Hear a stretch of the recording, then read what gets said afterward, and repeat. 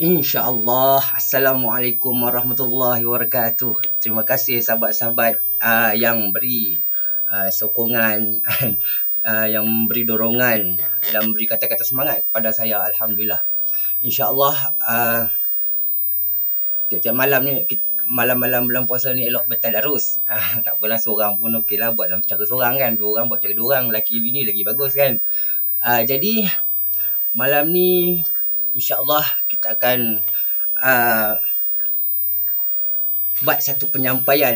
Semoga ilmu ini menjadi ilmu yang bermanfaat di dunia sampai akhirat kepada sahabat-sahabat sekalian alam, insyaAllah. Kita bermula macam mana? Kita bermula daripada cerita bagaimana Rasulullah SAW menyampai di kota Mekah. Tiba-tiba ditolak oleh saudara-saudara dan sahabat handalnya di kota Mekah yang mengatakan kan, sahabat-sahabat dia bukan sahabat lagi, saudara-saudara dia lah, saudara-saudara. Saya nak cerita pun bukan pandai sangat ni. Kita cuma nak berkongsi ilmu yang bermanfaat je, insyaAllah. Jadi pada saudara-saudara dia pun cakap lah, Muhammad, kami tak mau ikut dengar Tuhan hang ajak kan, ni kami nak ikut tok nenek kita dah ajak dah lama dah cara kita beragama ni.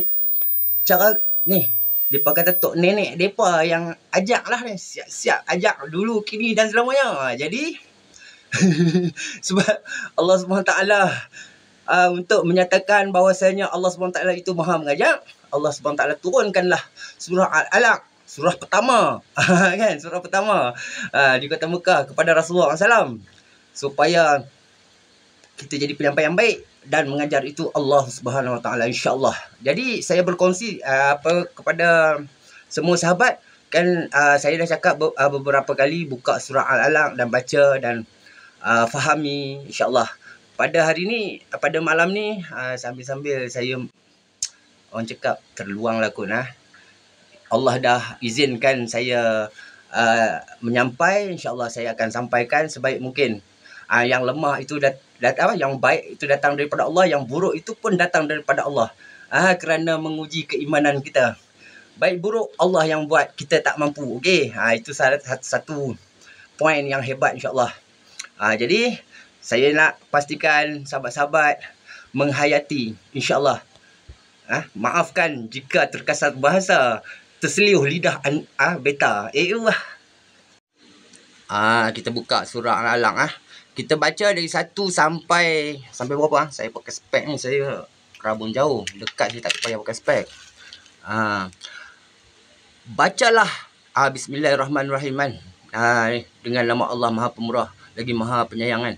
Bacalah dengan menyebut nama Tuhanmu yang menciptakan. Nombor 2, Dia telah menciptakan manusia dan dari segumpal darah. Bacalah, dan Tuhanmu lah yang maha mulia, yang mengajar manusia dengan pena dan tulisannya. Dia mengajar manusia apa yang tidak diketahui.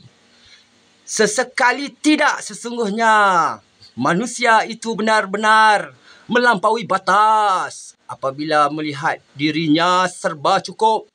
Sesungguhnya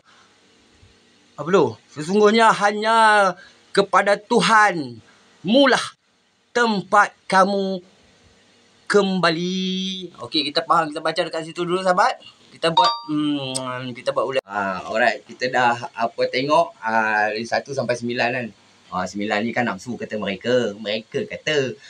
Jadi kita cerita sampai kat situ mengenai nafsu. Nafsu. Tengok, bila dia rasa dia cukup, dia rasa dia hebat, dia rasa dia lebih, mula dia nak mengaku dia mengajar.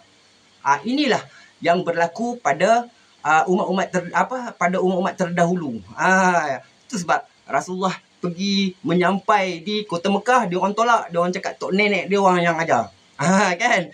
Jadi kembali balik kepada kita sekarang ni, apabila sudah turun surah Al-Alaq, surah pertama yang diturunkan di kota Mekah, subhanallah walhamdulillah wala ilaha illallah Allahu akbar. Tidakkah anda rasa anda seronok apabila anda mengenali siapa pencipta anda? Inilah dikatakan kenal Allah. Kita mengenali siapa Allah. Allah Subhanahu Wa Taala itulah yang mengajar kita. Seperti mana dalam surah Al-Baqarah Sebelum Nabi Adam diturunkan ke muka bumi ni, Allah ajar lu. Kasih cantiknya. Baru dia turun ke muka bumi ni. Kan?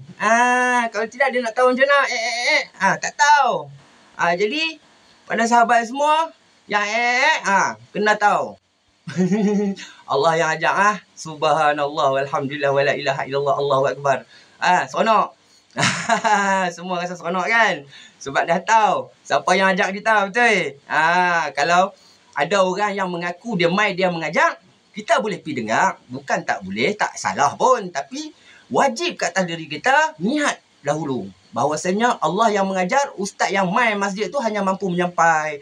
Tak kira lah dia title apa pun. Sekalipun title Sifu, Maha Guru. Tak kira lah siapa pun. Maupun teacher, guru besar. Kan?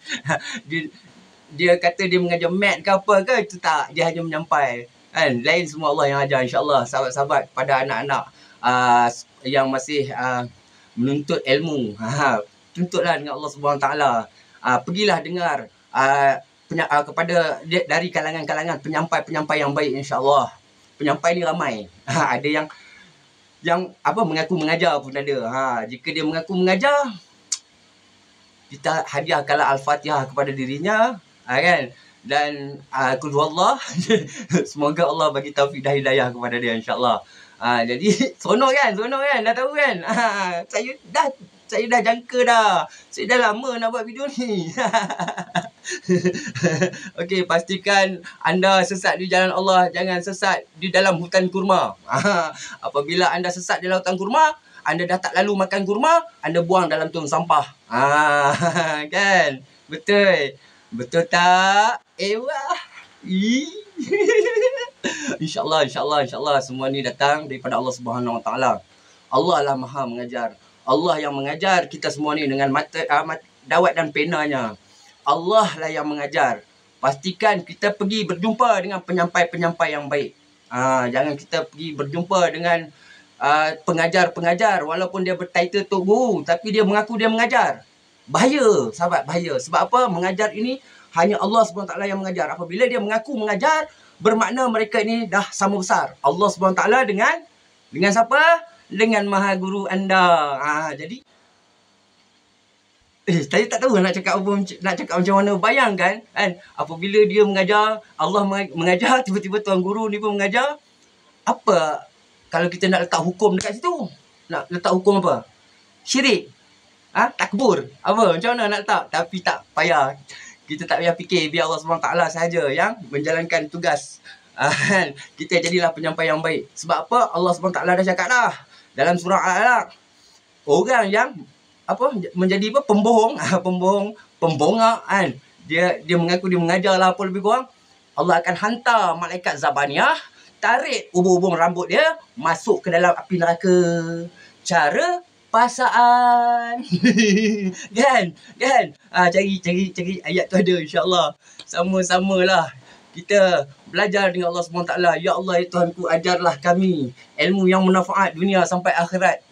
Jauhilah kami dari manusia-manusia yang mengaku mereka mengajar. Kerana kami takut dengan neraka-Mu, ya Allah. Dan kami takut dengan malaikat Zabaniyah yang akan datang menarik ubun kami masuk ke dalam api neraka. Tak macam tu. Okey, puas hati. Kalau tuan-tuan puas hati, share. Kongsi-kongsi kepada semua sahabat. Tak kira lah, dunia ni kecil aja. Kalau boleh, satu dunia kena tahu benda yang sepatutnya diberitahu oleh orang-orang yang diberikan hidayah. InsyaAllah. Allahu Akbar. Satu pintu kata mereka, ada 73. Tak apa. Kita rebut dulu. Kan? Satu pintu yuk. Ingat apa? Tak ada jalan lain. Ada?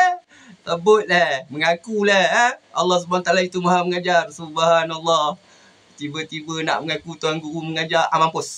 Subhanallah. Tak apa, kembali balik kepada Allah SWT. Semoga Allah SWT memberi keampunan, taufik dan hidayah kepada mereka, insyaAllah. Amin. Wabillahi taufiq. Wassalamualaikum warahmatullahi wabarakatuh. Assalamualaikum. Ciao cungkit. Jumpa lagi.